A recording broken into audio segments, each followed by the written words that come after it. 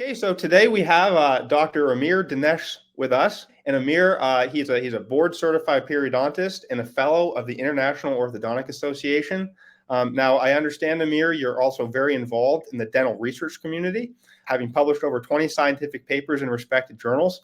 But one of the main reasons that I was really excited to have you here to talk about direct-to-consumer or at-home aligners with us today is that you also have a dental practice. And as I understand, you are very involved in treating patients of clear aligners. I guess, just to kick things off today, I'd love to, start off by asking you if you can share, any information about, just successes and failures, you've observed in your own clinical practice with patients who have considered using these products or have been treated with direct-to-consumer clear aligner products. I'd love to just get, your basic overview. Yes. Thank you for the intro, Chris. I'm a board-certified periodontist with an education in orthodontics. And in our clinic, we've been treating the patients with different approaches and treatment modalities for the teeth alignment. And we use a lot of clear aligners to treat the patients with the misalignment of the teeth.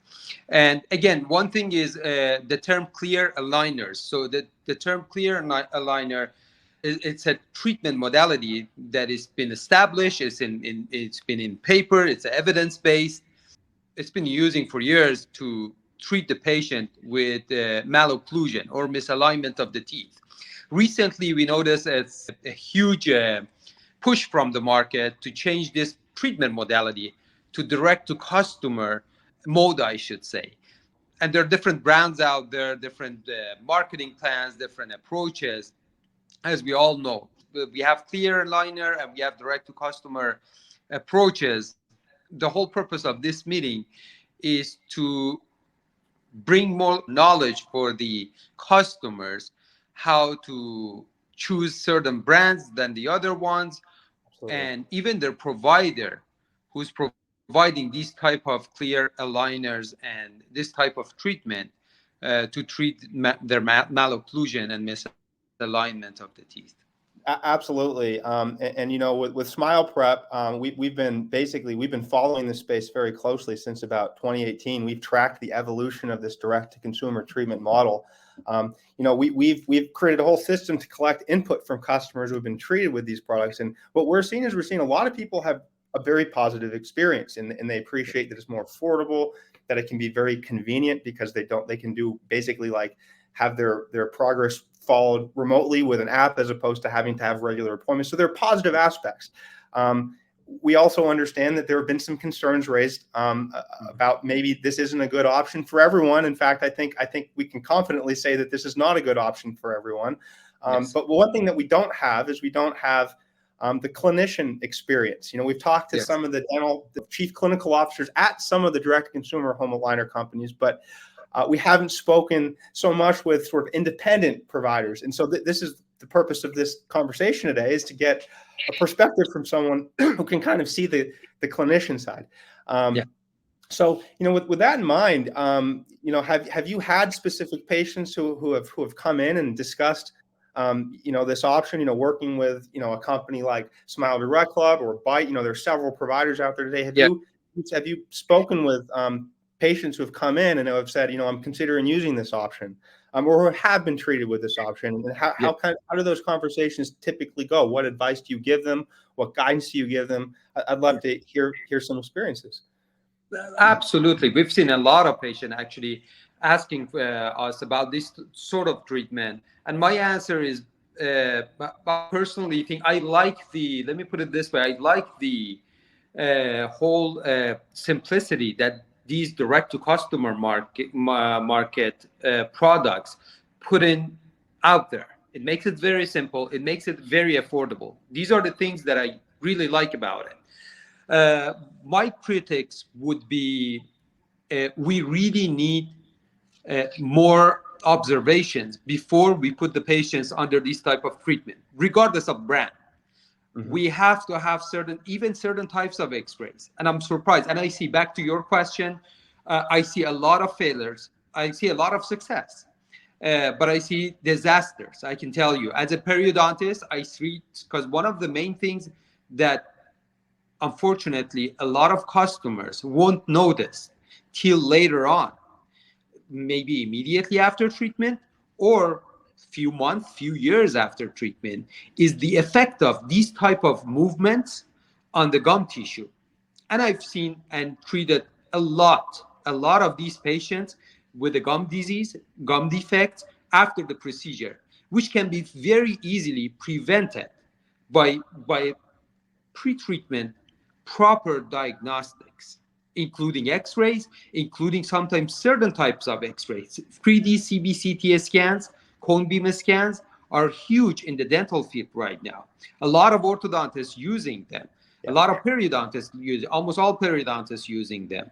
It's kind of a standard of care right now to use these protocols and diagnostic tools to avoid further disasters down the road.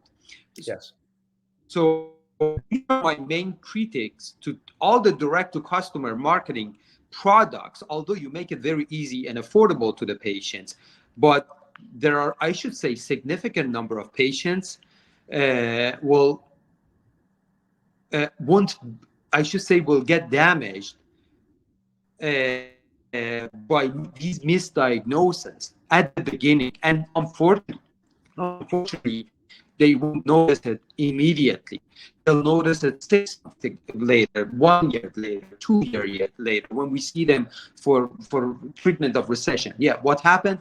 They moved the teeth too fast or too forward. The gum or bone was not existed initially, so eventually they end up with a bone loss or recession down the road, which can be easily prevented if we do a pre-diagnostic, if we use diagnostic tools properly, as I mentioned, like CBCT or cone beam CT scan, before we even put the patients on that type of treatment. That's my biggest comments and critic, and I'm sure a lot of my colleagues and the orthodontists, periodontists will approve that. It's been short. Well, Dr. Danesh, that was a great. I really appreciate your sharing that perspective. And something that I'll share is that most of these providers, I don't want to name specific companies, but they have something called an informed consent form. And actually, when you start treatment, there are multiple intended checkpoints.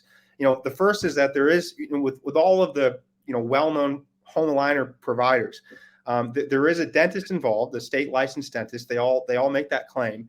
And they need to officially sign off and approve someone for treatment. In addition, they require their customers, before getting started, to agree that they've had, I think usually within the prior 6 months, a dental appointment, that they've had. I think many of them require that x-rays be done. This is actually a point of contention. I think my general sense and view, again, as a non-clinician myself, is that someone should have x-rays performed before having orthodontic treatment conducted, pretty much in all cases, although that's a little bit of a contentious topic, because at least one of the major providers has been marketing that may not be necessary in all cases. Well, I guess before I move on, let's just jump into that a little bit. I mean, would you agree that pretty much even with a simple case of clear aligner treatment, that should be conducted in all cases? Is that your view? In my opinion, and I'm pretty sure a lot of people will approve with that. Yeah. Every single patient has to have a comprehensive x-ray. Yes. And the simple question is, okay, you want to put the patient on any type of movement. What if how can you see the bone? What's going on inside the bone? What if there is a disease, there is a cyst, there is a tumor, there is a bone loss inside the bone? How can you determine that? It's a simple question. Yeah. That we need to ask every single one of these companies. Yeah. Again, the service that you try to provide as a direct to customer is great. You make it simple, you make it affordable, and I admire that. But it needs to be done properly. How about the probing? The other issue that we need to always ask, and I always challenge it as a periodontist. How about the probing? How about the gum status? Who probed the patient? Who checked the gum disease? What if there is a gum that we know? This is by the science. If the patient has a gum disease, and if you put the patient on orthodontic treatment, it actually makes it worse. they're going to lose more and more bone loss compared to doing nothing. Yeah. And that's the main reason. I'm pretty sure we have cases, and I've seen those cases, that they come to us after these type of treatments, and regardless of brand or anything, as soon as the patient had a gum disease, but it was not diagnosed, they put the patient on any type of treatment, clear aligner treatment, and after that it become worse, and the patient end up losing tooth or getting a significant bone loss or gum tissue loss around the tooth. Yeah. And these are like a standard of care. I work with a lot of orthodontists, and these are like basics of treatment. So they don't touch the patient. The orthodontists don't touch the patient unless the patient is clear from any gum disease or any other pathology. It's not just gum disease. As I mentioned, how can you determine if there is no disease inside the bone? How can you say there is no cyst or tumor inside the bone? Yeah. And the list goes on. The same thing happens with the cavities and all those things. So back to your earlier question, it's 100% necessity. Having the X-ray prior to the any sort of movements on the teeth would be considered 100%. There is no doubt on that.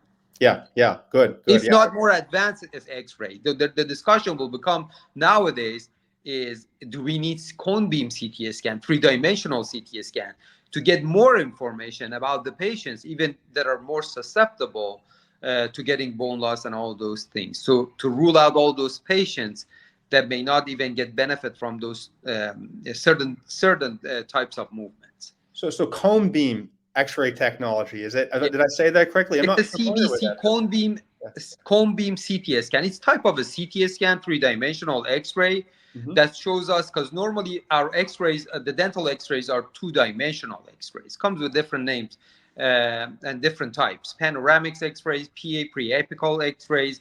But with a cone beam CT scan and technology, we can actually see the bone thoroughly and three-dimensionally.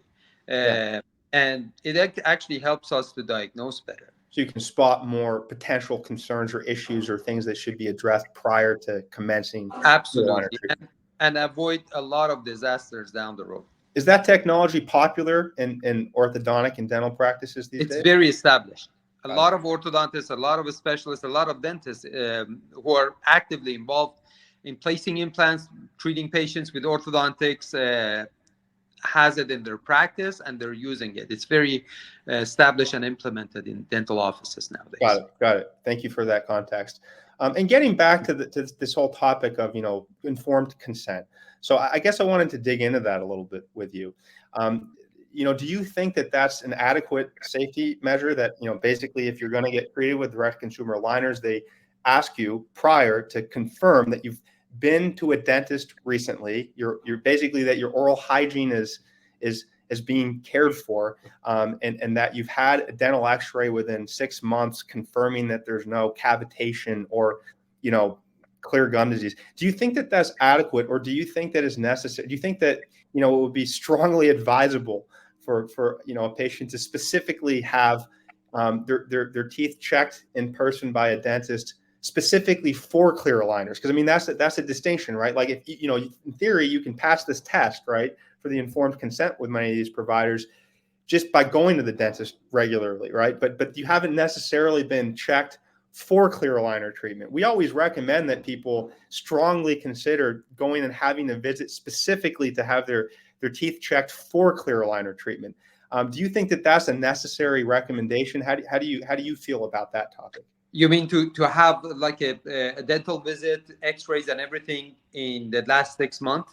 Well, yeah. Well, I guess what I'm wondering is, do you think that it's necessary for a prospective patient of direct-to-consumer aligner treatment to basically have a checkup specifically to evaluate them for clear aligner treatment, or do you think it's adequate simply to be able to state that you've been regularly visiting your dentist and you don't have any oral health complications? Like, do you think that you specifically need a diagnostic exam to basically approve you and green light you for clear aligner treatment? I believe so. Got it. Yes, for sure. You mentioned, for instance, like, the cavitation, right? That's when they sort of probe the gums, right? And is that a Yes. specific thing that they would only do if they were qualifying you for clear aligner treatment, or would that be something they would regularly do at a typical, dental hygiene checkup? I personally like to have a comprehensive exam Mm-hmm. with this in mind, that the patient wants to get a clear aligner or any type of orthodontic treatment, regardless.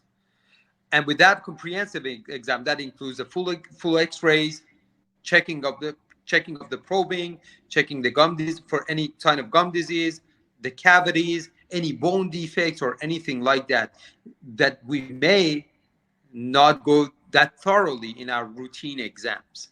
Yeah, I see. So basically, there are some additional steps that you would do if you knew someone were going to be, having clear aligner treatment done. Absolutely, Just yeah. We may not get any even certain types of X-ray in our usual exams every Got it. 6 months. For example, we need like a panoramic X-ray or CT scan, as I mentioned earlier. We don't do that on routine exam every 6 months hygiene check for the patients.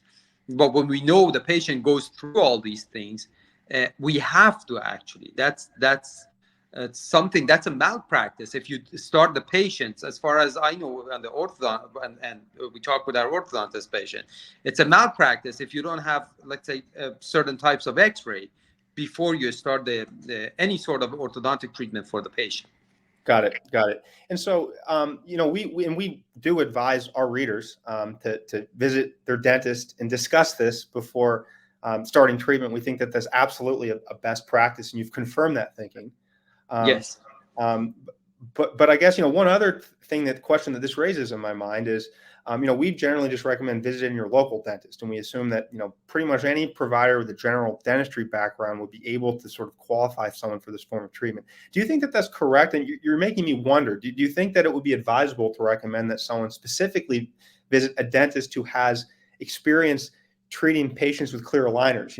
Is there more insight or like meaningfully more insight that they would have into whether someone's a suitable candidate if they're, say, an orthodontist or a general dentist that regularly treats customers with clear aligners? Do you think that they need to be selective about the dentist that they visit in person to have a proper evaluation done, or do you think it's adequate just to visit their local dentist whether or not they have specific experience providing clear aligner treatment? Does that question make sense? It makes sense, and the answer is yes and no. The answer is yes. I personally think, and this is how I choose my own provider. I'd like to go to someone who's doing it all day long, or the main focus of their practice is around that area.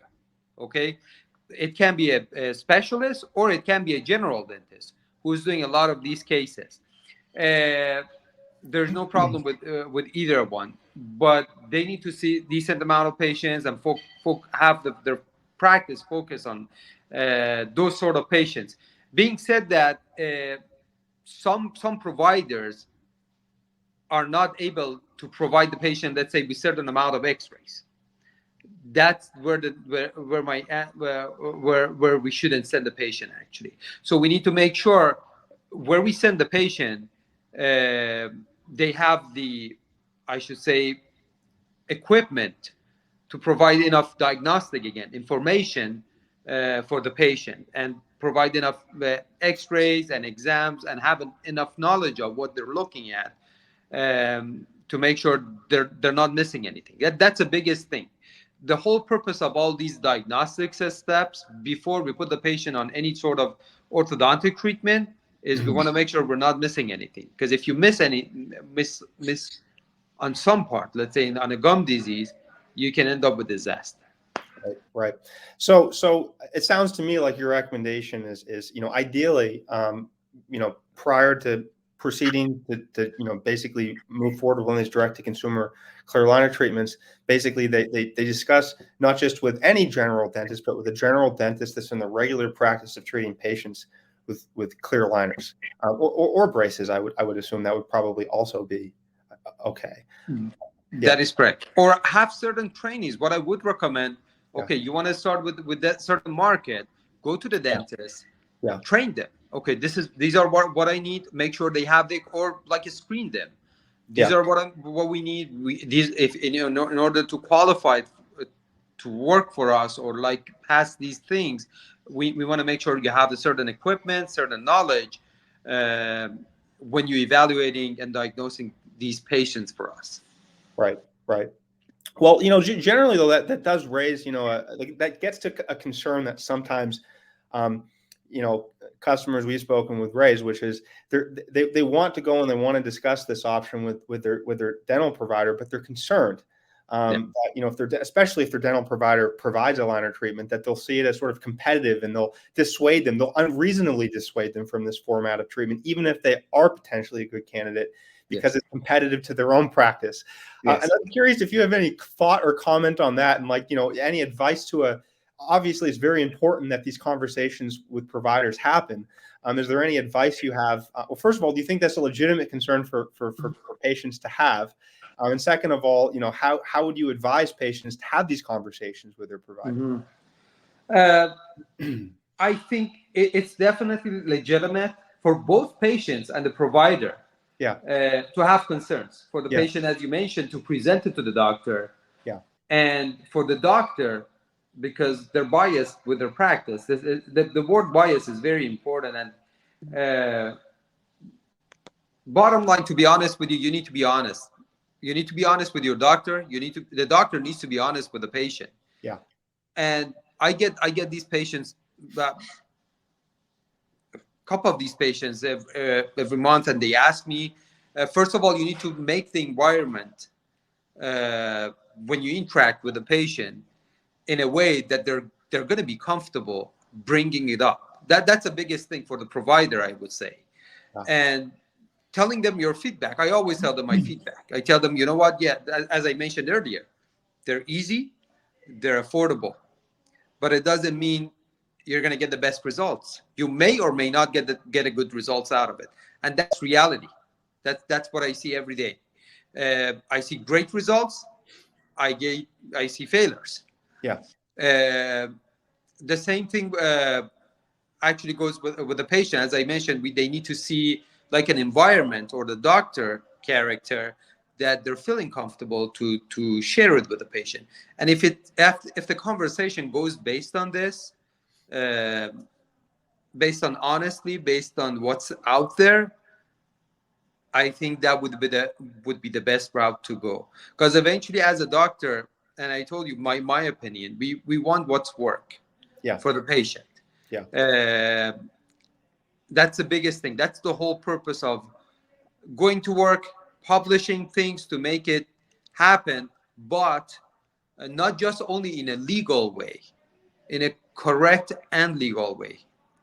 We need to look into where the withdrawals are, where we can go wrong with the direct to customer, and then make it correct and go forward from there. I think there is a great service. It is a great service that is out there, but it has to be very regulated. It has to be observed unbiasedly. This is huge. Unbiasedly. A doctor, whoever look into these charts, obviously doctors, needs to be unbiased from the company that they're hiring us, that they're hiring them.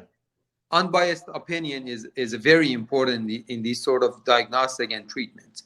And then based on that, I think that would solve a lot of problems. I tend to agree with that. And that connects to another topic that I was hoping to get your opinion about.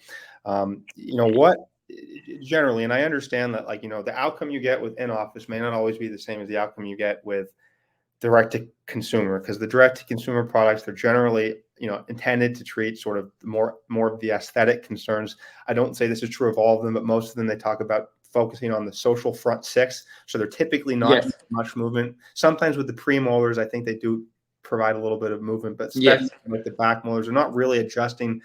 And they can't really treat more significant bite disorders. That's generally the position all of them take. But like generally speaking, like recognizing sort of the limitations of the platform and the differences between the in-office and the at-home model.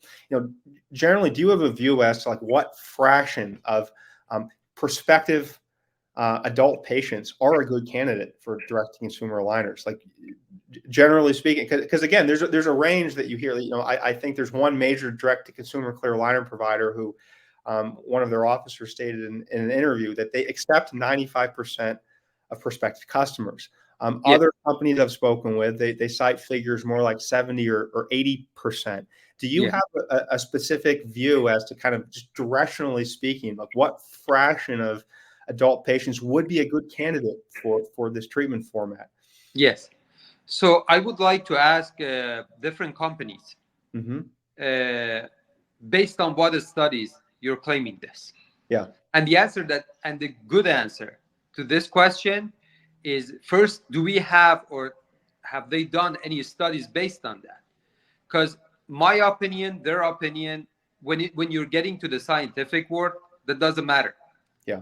Show me a study that you've done this on 1,000 people, 10,000 people, a well-structured study, and that give you the right answer.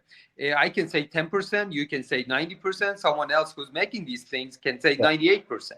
These are very biased opinions. Yeah. The correct answer to that is doing a controlled, unbiased study. Yeah.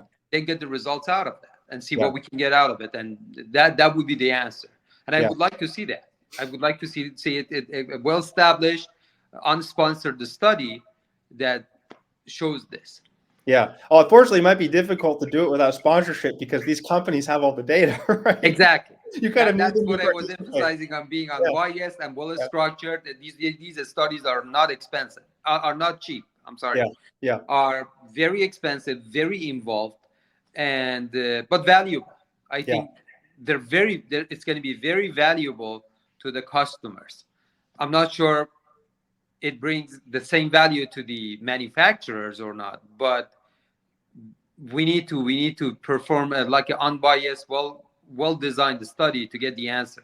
Well, Dr. Danesh will actually mention, I saw, are you familiar with the American Dentistry Association? They sponsored a study looking into, so there's a little bit of research out there. They sponsored a study looking in, I believe it was looking into, with the direct-to-consumer aligner format, you know, whether you could achieve comparable, you know, patient satisfaction, I think that was the endpoint they looked at, you know, when comparing only for sort of minor malocclusions. But you know, whether you could achieve comparable patient satisfaction, and they found that you could. They found positively on that question. Although I have to say that the patient population, that sample size is very low. You know, to your point, I think you could get much better data if you had a higher powered study. My opinion, and I agree with you that I would love to see more data into this question. And I also take your point too on this concern about bias. You know, something I would love to see, you know, evolve in this industry is, you know, these direct to consumer providers, like the compensation model with the providers, I think is an important thing for, you know, is an issue. I think I've seen that, like in some cases that you know, the provider is only paid if they accept the patient. Right. That's not a good model. I think that they should always get paid, because otherwise you get bias.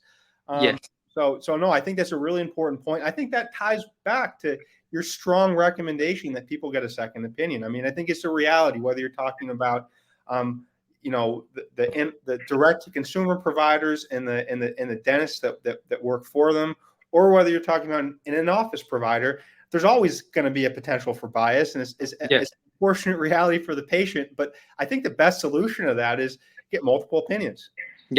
Right. So that is true. Yeah. And I want to add one more thing, as you mentioned. So, because patient satisfaction is something, because you brought two different topics, and I can tell you, without doing a study, would do because patients are satisfied. Patient wants something cheap and fast, and they'll see the results fast. They only focus here on the front teeth, and they're going to be happy for sure. But patient candidacy is a different thing. If the patient is really a candidate, and if what percentage of patients are really a candidate for this type of treatment, these are the different things that you really can't tell easily. And one more thing that I need to add on, it's just not, this is very important to know, it's just not the front teeth in majority of the cases. And when I tell my colleagues, friends, we need to look at the forest, not just the tree. The oral cavity is a closed system. All the teeth are connected with each other. In a lot of cases, you can't just move the teeth in a limited space. You need to do a comprehensive treatment, comprehensive movement of jaw, match the top and bottom teeth together. So it's just not focusing on the front teeth, which unfortunately, a lot of direct to customer, I would say, companies focusing, which is a legit focus, which kind of makes sense, because this is what you see when the patient comes to us. They don't see occlude, they don't see back teeth, they don't care. That's a rule. They see here, that's a front teeth, I want my front teeth to be fixed. But sometimes what they don't see is what I mentioned earlier.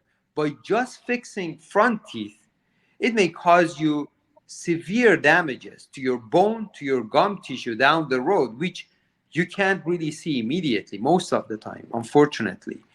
Or fortunately, but it's unfortunate, because we know as a clinician, I treated a lot of gum recession and bone defects after these type of treatments, that just focusing on one area, pushing the teeth outward, outrageously, I should say, and causing these defects down the road.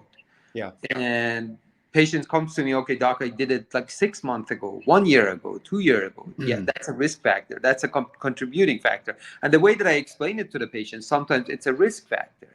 You don't smoke once and you don't get a heart attack right immediately after you smoke. You smoke or you for a while, and yet you get the side effect down the road. The same thing with nutrition. So it's the same principle. You have a treatment, it's a risk factor. And it can be a risk factor if it's not diagnosed early for gum recession, bone loss, and a lot of other things that come up down the road.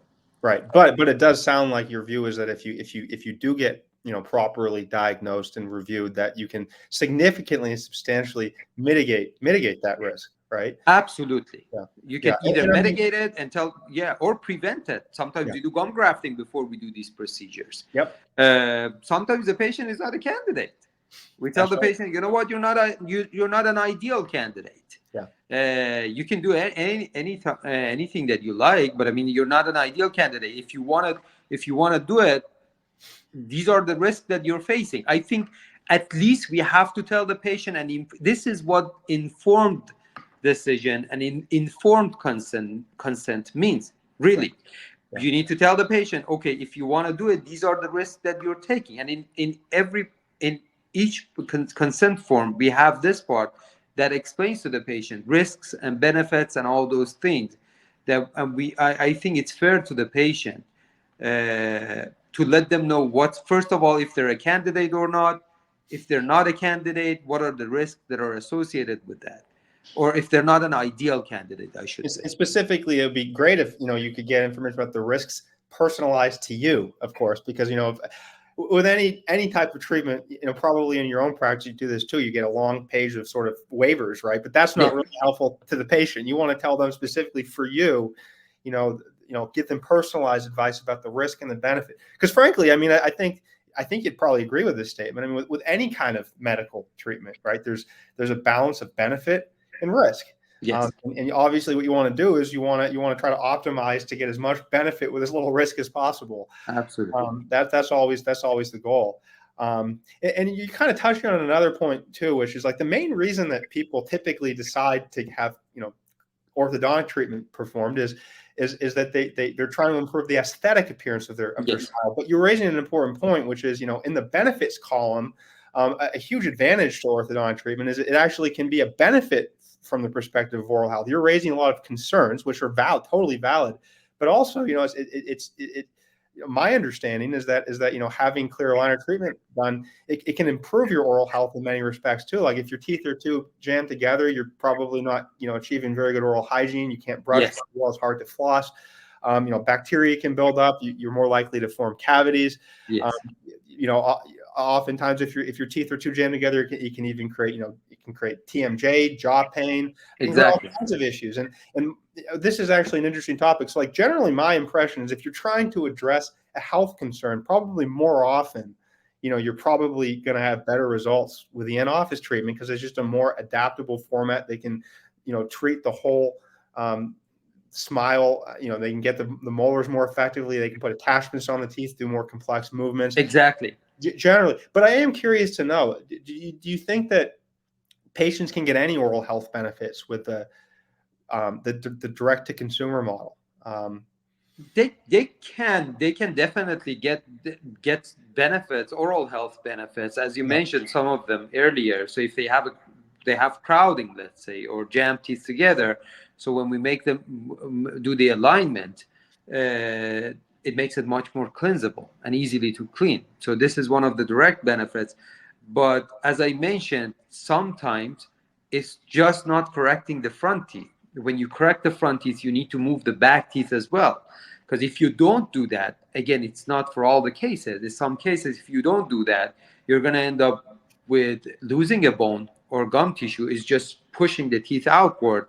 Or sometimes if you don't do a comprehensive, what we call a treatment, and just focusing on the front teeth to get that cosmetic satisfaction, you may end up with TMJ problems and bite problems. Yeah. So these are the things that I think they need to emphasize on it. And I see, to be honest with you, with some of the direct marketing products, when they see like a more involved and advanced patient that needs a lot of these works, they tell the patient to go see a doc. We're not able to treat you for that. But I would like to see what percentage of patients getting that response. I've seen that in some of the patients. The patient come to us, so they say, okay, we've tried this. They said we can't do it for you.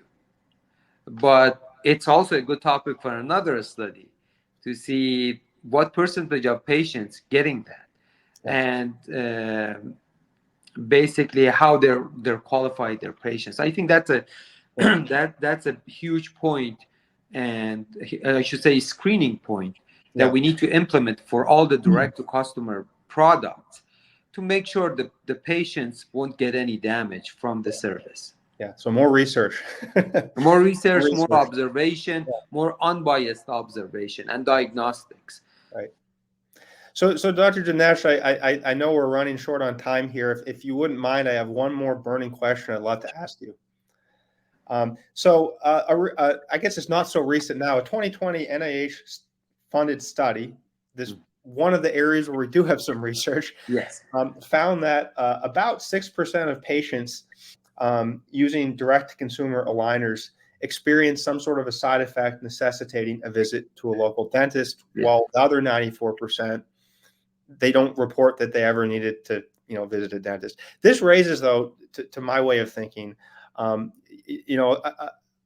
a question that I think really would benefit from your input. So if I'm a direct-to-consumer patient and I am experiencing something unusual, and by the way, this is tricky because anyone using clear aligner treatment is going to experience some amount of discomfort, soreness. These things are quite normal.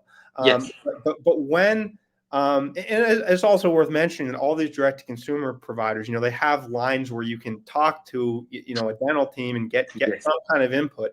But generally speaking, like what guidance would you provide to a prospective patient? They're wondering, okay, so something feels unusual, something feels wrong. I'm wondering if I need to visit a dentist. This tooth is feeling a little wobbly, something feels wrong.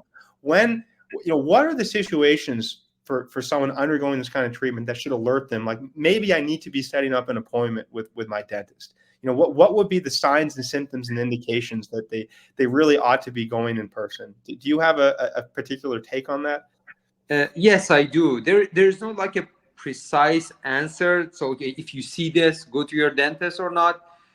But generally, when you go under any sort of orthodontic treatment, you'll feel some sort of discomfort and even some sort of mobility in the teeth because they're moving the teeth inside the jaw.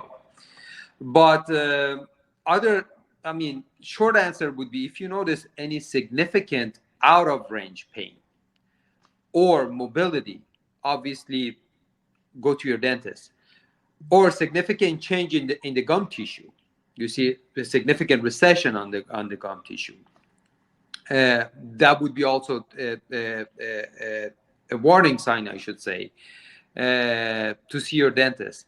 But as I mentioned, majority of the patients, especially the disorders that are related to the bone loss and the gum loss, won't appear immediately during or immediately after the treatment. So when the treatment settles down, when the tissue is settled down, teeth are settled down in position, and the patient function on a new occlusion or a Byte setting, then it will come up down the road.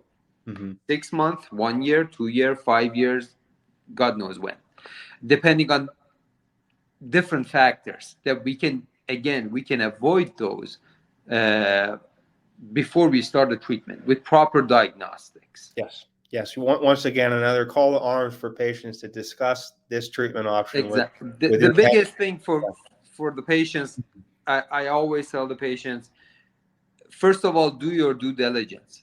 Whether if you want to go to the specialist, general dentist, direct to customer products, that doesn't really matter. Do your due diligence. Read a lot, search a lot, ask your doctor a lot of questions. There's no problem asking questions, and make sure.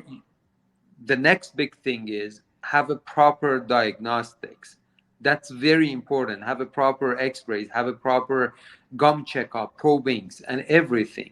Do a comprehensive exam before you go under any sort of orthodontic treatment, clear aligner or any other sort of orthodontic treatment. This is, I would say, the biggest intake for this session. Make sure to do your due diligence, and before you get any sort of treatment, have a comprehensive treatment and a clearance for this sort of treatment. Excellent. Well, Dr. Danesh, I think that's an excellent place to wrap up the conversation. I wanted to thank you again. This has been incredibly helpful. I'm sure that our readers will really appreciate all of this. So thank you. You're welcome. Okay. It was nice talking to you. You too.